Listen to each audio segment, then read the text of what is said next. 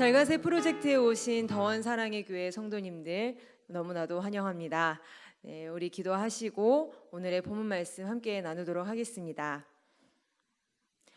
우리의 창조주이시며 구원자 되신 주님, 오늘 하루도 야고보서 말씀을 함께 묵상할 수 있게 시간과 마음을 허락하시니 감사합니다.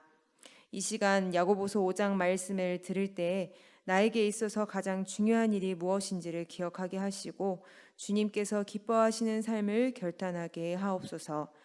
말씀에 집중할 수 있게 하시고 이후에 기도를 통하여서 짧지만 주님과의 깊은 교제 나누길 바라오며 살아계신 주 예수 그리스도의 이름으로 기도드립니다. 아멘. 오늘 우리에게 주시는 하나님의 말씀은 야고보서 5장 13절에서 20절 말씀입니다. 함께 읽겠습니다. 너희 중에 고난당하는 자가 있느냐? 그는 기도할 것이요. 즐거워하는 자가 있느냐? 그는 찬송할지니라. 너희 중에 병든 자가 있느냐? 그는 교회의 장로들을 청할 것이요. 그들은 주의 이름으로 기름을 바르며 그를 위하여 기도할지니라. 믿음의 기도는 병든 자를 구원하리니 주께서 그를 일으키시리라. 혹시 죄를 범하였을지라도 사하심을 받으리라. 그러므로 너희 죄를 서로 고백하며 병이 낫기를 위하여 서로 기도하라. 의인의 간구는 역사하는 힘이 큼이니라. 엘리야는 우리와 성정이 같은 사람이로되 그가 비가 오지 않기를 간절히 기도한즉 3년 6개월 동안 비가 오지 아니하고 다시 기도하니 하늘이 비를 주고 땅이 열매를 맺었느니라. 내 형제들아, 너희 중에 미혹되어 진리를 떠난 자를 누가 돌아서게 하면 너희가 알 것은 죄인을 미혹된 길에서 돌아서게 하는 자가 그의 영혼을 사망에서 구원할 것이며 허다한 죄를 덮을 것임이라. 아멘. 야고보서 마지막 시간입니다.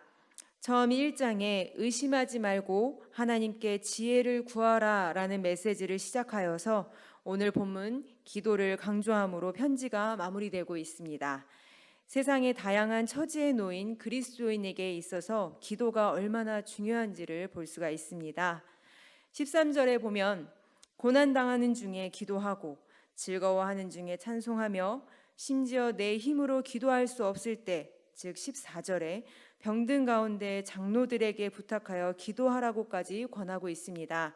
찬송은 다른 형태의 기도라는 것을 생각해 볼 때 결국 모든 삶에서 기도할 것을 당부하고 있는 것입니다. 사회적으로 외면당하고 있는 상황에서 그들이 할 수 있는 것은 무엇이었을까요? 주 예수를 믿는다는 이유로 경제적으로도 사회적으로도 불이익을 받았던 상황이었습니다. 이해가 되지 않는 억울한 상황에 여러 번 놓이게 된다면 우리는 우리가 생각할 수 있는 여러 현실적인 타협들을 시도해보지 않았을까요? 나를 위해서, 나의 가정을 위해서 말입니다. 그런데 본문이 제시하고 있는 방법은 가장 현실적이지 않아 보이는 기도였습니다. 축복받은 오늘입니다. 물론 예외는 있을 수 있지만 그때와 같이 예수님을 믿는다 하여서 불이익을 가한다던가 사회적으로 심각하게 매도하는 일은 없습니다.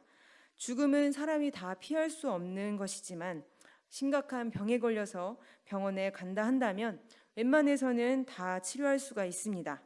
사회복지가 잘 되어 있어서 경제적으로 너무 어려우면 복지를 신청한다던가 조그만한 알바를 해서 끼니를 충족할 수 있는 옛날과 비교할 때 상대적으로 풍족하고 축복받은 오늘입니다. 우리의 편에서는 충분히 고난 중에 있고 또 충분히 어려운 상황에 있다고는 하지만 시대적인 유익으로 많은 것들을 누리며 살아가고 있는 것이 사실입니다. 이러한 가운데 우리가 잃어버린 것은 무엇일까요? 바로 현실적이지 않아 보이는 기도입니다. 보통 우리가 보기에 우리의 힘으로 처리할 수 있는 일들이 대부분이기 때문에 하나님을 잊어버릴 때가 참 많이 있습니다.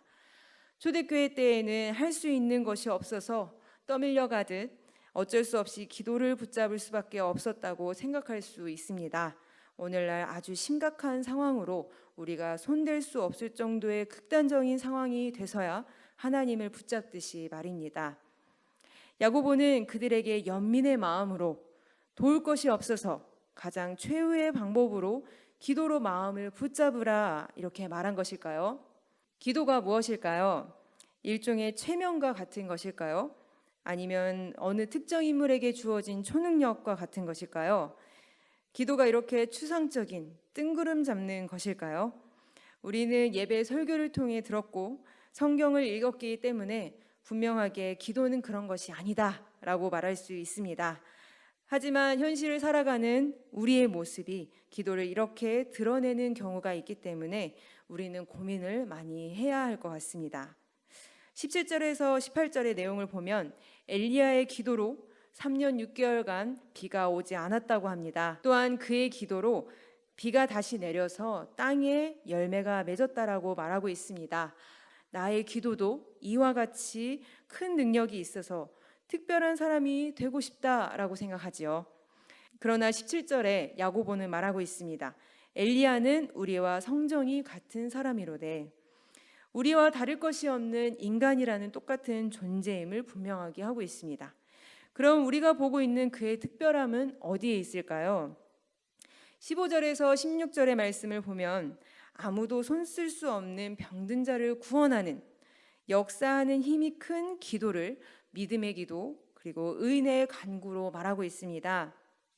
아무나 아무렇게나 구한다고 역사가 되는 것이 아니었습니다.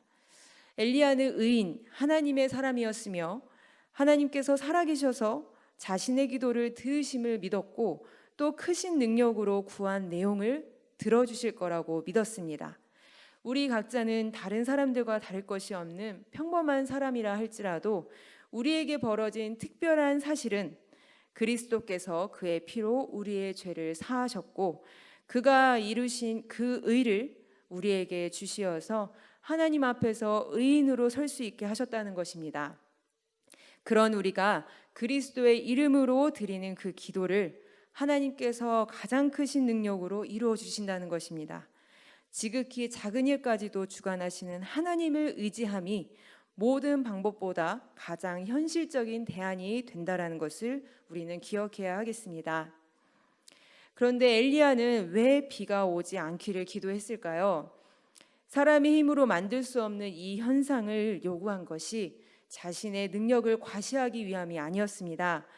하나님의 나라 북이스라엘에서 자리 잡고 있던 바알신 그리고 그 신을 따르던 자들에게 살아계신 하나님의 능력을 보여주기 위함이었습니다. 하나님의 사람으로서 누구보다 하나님의 영광을 드러내는 자였고 하나님의 살아계심을 동족에게 일깨워 그 마음을 돌이키려 했던 믿음의 사람이었습니다. 의인이며 믿음 있는 자라 한다면 무엇을 의미할까요? 단순히 예수님께서 주신 그 의를 가지고 신분만 자랑하는 자가 아닙니다. 나에게 찾아와 주신 하나님을 더욱 알려고 노력하고 경외하는 삶의 모습을 가지는 자입니다. 하나님과 나와 함께 가며 동행하는 삶 가운데에서 하나님께서 기뻐하시는 그 기도를 드리고 이 기도를 이뤄가시는 하나님을 바라보는 것이며 그 교제 가운데 하나님께서 명하신 것들을 기쁘게 순종하며 나아가는 삶입니다. 하나님을 따라가기에 내가 내 힘으로 다 해보고 그래도 안 되면 하나님께 내팽겨치는 그런 것이 아니라 모든 일을 시작할 때부터 가장 먼저 하나님께 묻고 그 모든 과정을 하나님과 해 나가는 기도의 삶이 되어야 합니다. 그럴 때 13절과 같이 즐거워하며 하나님을 찬송할 수 있게 되는 겁니다. 우리의 모든 것들을 하나님께서 주관하셨음을 그 누구보다도 잘 알기 때문인 거죠. 내 기도가 잘 안 이루어지나요?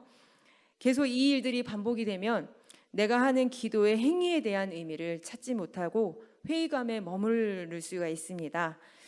기도는 하나님과의 교제라고 말을 하는데 그렇다면 하나님과의 관계를 점검해 봐야 합니다. 즉 하나님에 대해 더 알아야겠죠.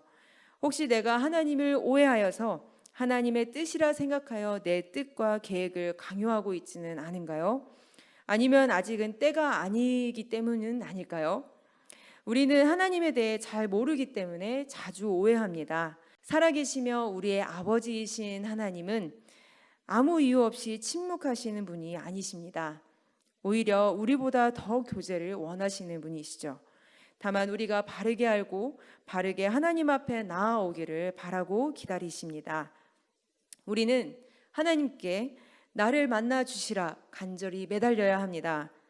하나님에 대해서 잘 모른다 한다면 정말 발벗고 하나님에 대해 배워야 합니다. 하나님께서 뭘 원하시는지를 알았다 한다면 내 몸을 쳐서 복종시키고 훈련함으로 습관을 만들어야 합니다. 그렇게 나의 옛 모습을 내려놓고 주님 앞에 나아갈 때에 누구보다 생생한 하나님을 만날 수 있으며, 만약 잠시 말씀하지 않으시더라도 조금은 하나님의 때를 기다릴 수가 있습니다. 하나님을 알기 때문인 거죠. 어렵다, 도저히 못하겠다 한다면 14절에 내가 스스로 기도할 수 없을 때 장로들에게 청하듯 나의 형제들, 교회 지체들에게 기도를 부탁하며 붙잡아 달라고 서로 말해야 합니다. 부끄럽고 이렇게까지 할 필요가 뭐가 있겠냐 생각할 수 있겠지만, 성경에서는 혼자보다는 여럿이 함께 어려운 상황을 이겨나갈 수 있다고 반복해서 말하고 있습니다. 이런 교회 안에서의 생명의 관계가 하나님과의 관계를 회복하는 데 너무나 중요한 요소가 됨을 알려주고 있는 것입니다. 심지어 저 교회 밖 방황하는 자에게 하나님께 돌아오게 하는 그 일이 나에게 있어서 생명을 더하게 하는 것이라고 말씀하고 계십니다. 5장 20절입니다. 너희가 알 것은 죄인을 미혹된 길에서 돌아서게 하는 자가 그의 영혼을 사망에서 구원할 것이며 허다한 죄를 덮을 것임이라. 아멘. 영혼을 구원하기 위해 자신의 목숨을 버리신 그리스도, 그 그리스도께서 원하시는 가장 고귀한 일에 동참하였기 때문에 그 일을 기뻐하시며 칭찬하시는 것입니다. 그 일 자체가 하나님과 함께하는 귀한 교제의 시간이 되는 것입니다. 지금까지 야고보서의 말씀을 통하여서 믿음 있는 자의 삶에 대한 강조를 들어오셨습니다. 이는 성령님을 의지하는 삶이며 성령님과 함께하는 기도의 삶이라는 것을 알길 바랍니다. 초대교회 때와 마찬가지로 여전히 고민되는 세상 안에서의 나의 삶들을 우리를 구원하신 주님과 함께, 또한 성령님께서 하나 되게 하신 더원 사랑의 교회와 함께 아름답게 풀어나가길 바라겠습니다. 기도하겠습니다.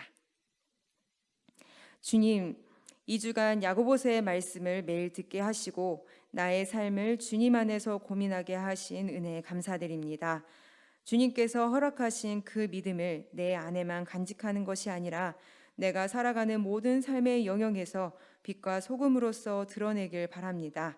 우리는 죄인인지라 우리의 생각으로, 우리의 힘으로 아무리 노력해봐도 오히려 의도치 않게 상황만 꼬여갈 뿐입니다.